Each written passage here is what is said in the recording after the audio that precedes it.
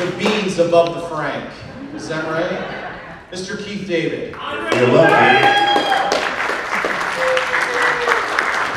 What's up, y'all? How are you doing? I am excellent and looking to do better. Okay. I was looking over your resume today, and I was just explaining to the people before you came in that you have done stage.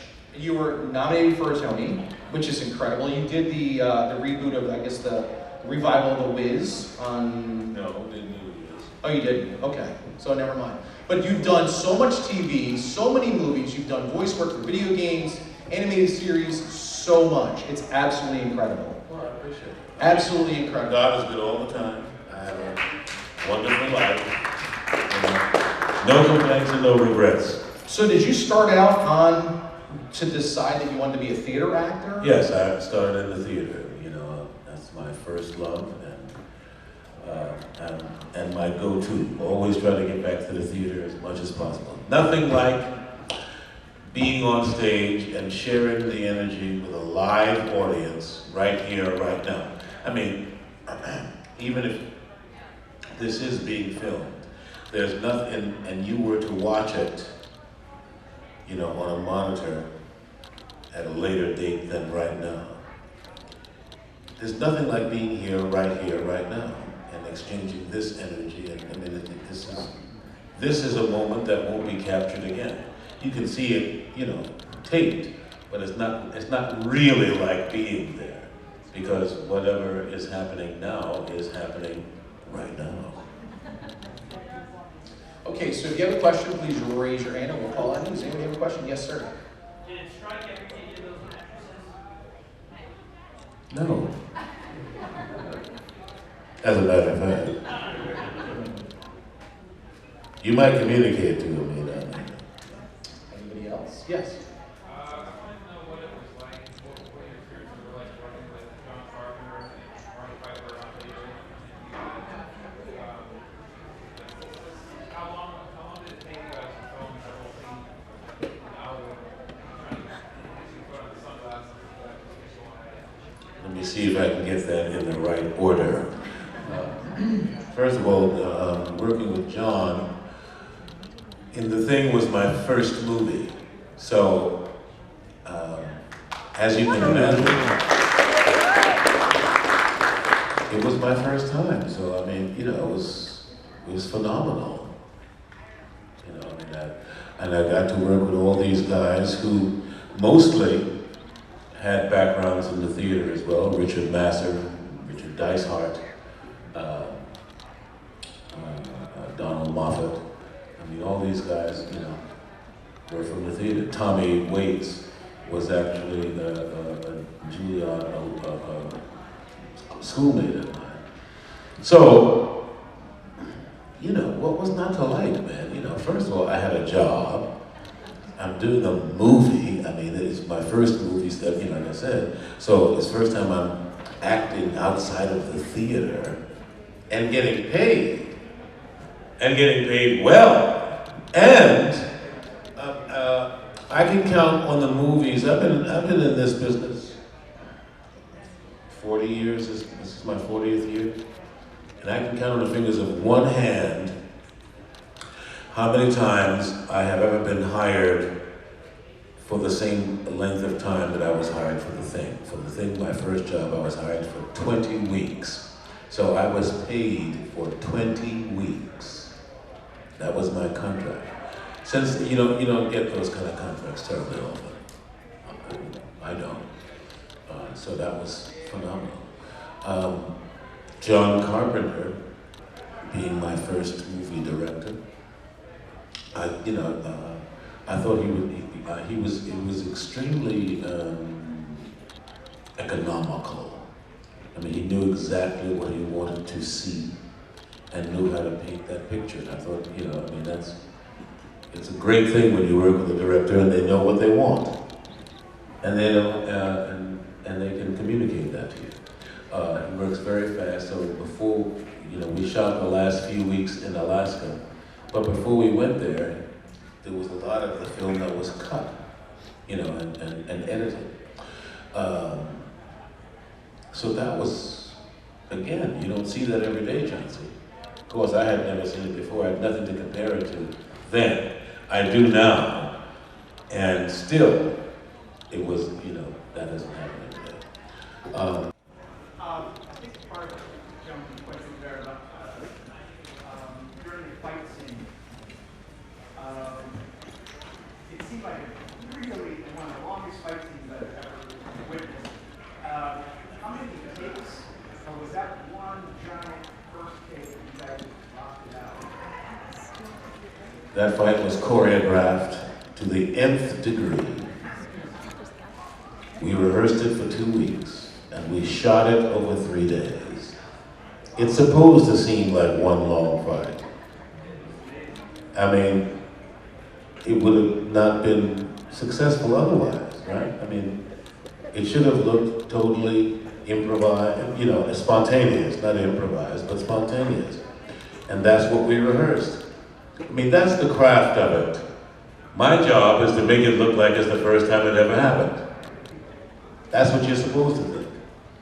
Anything other than that, then unless it's on purpose, then I have not fulfilled my job. You guys did a great job after the fact. You guys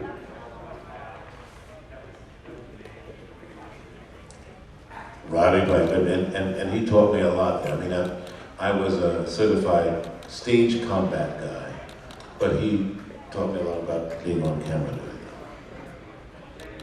You're welcome. Yes. Mr. Davis, I know you're going to be doing the last kids on Earth. I know there's probably not a lot you can say about the role, but can you tease a little bit for people that might not know that you're involved with that? I cannot. I don't know how they're going to cut it. I don't know how they're going to edit it. Don't even know when they're going to bring it out. So it's above my pay grade. No one asked me, and they're not telling me about it. I wish I could be more helpful. But I mean, obviously you're training from stage. When you do your Ken Burns documentary, Mm-hmm. what do you prefer? You do both, you've done stage, you've done screen, you've done television. Do you prefer more voiceover work?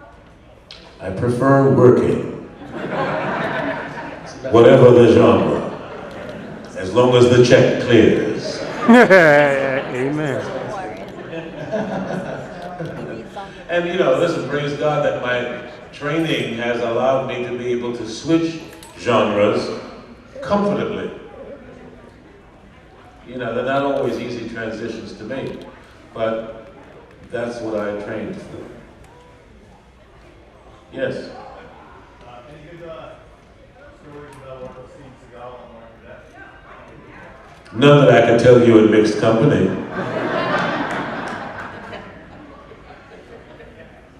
Of course, we are familiar with your iconic roles in film, but you've also done some incredibly iconic voice acting roles as well. Clearly, with your voice, it lends itself very well to voice acting. What was that transition like, moving into voice acting from film? Like, what was the first experiences you had with it, and how different was it from being a film actor? As far as I'm concerned, good acting is good acting. The difference between, when you're in the booth, and first of all, whether you're in the booth with multiple people, because sometimes, if you're doing like an animated series, many times we'll have a multiple mic situation. Sometimes it may be in a circular situation if the booth is big enough, if it can accommodate that. So there may be a time when I can actually look at you and play to you. But many times what happens is the person who I'm talking to is next to me. And, you can even hear, if I turn my head, there's a difference in, here's the sweet spot. If I turn my head, you have a different hearing experience.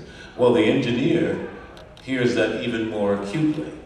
So it doesn't matter how intense it is, and if I want to stay in the sweet spot, even if I look at this person next to me, You got to kind of stay within that parameter. That's very different than if I'm acting with you and I can turn to you. Right. I don't have to worry about that. But you do have to be concerned about that when you're, so as I'm saying, sometimes you have to play it straight out and they're right next to you. That's very different. Because you can't look them in the eye or look them in the face and see, However, you do it enough times where I can feel in my periphery what they're doing and you stay true to the moment. And that's the basic.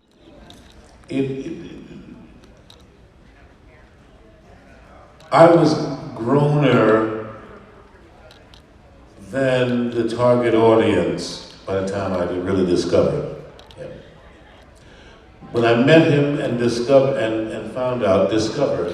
he was a Presbyterian minister. His ministry was geared to children between, like 4 and 6, or 4 and 8, something like that. His ministry was to children. And if you watch him, it begins to make an incredible amount of sense because he never talked down to his audience, but it was always, very simple. I mean, you knew he wasn't talking to, 20-somethings or older. He was talking to kids, and that was his ministry. And one of the ones that I participated in was called War and Peace, and there were 2 kingdoms. And he was trying to explain how wars get started because adults have differences of opinion that they don't talk out. They just get mad and act out. And that was, it was brilliant. It was really quite brilliant. So I came to garner a great respect for Mr. Rogers. I believe I've seen only parts of the documentary, and it's brilliant. You get to see who the man was. The Tom Hanks movie you're talking about?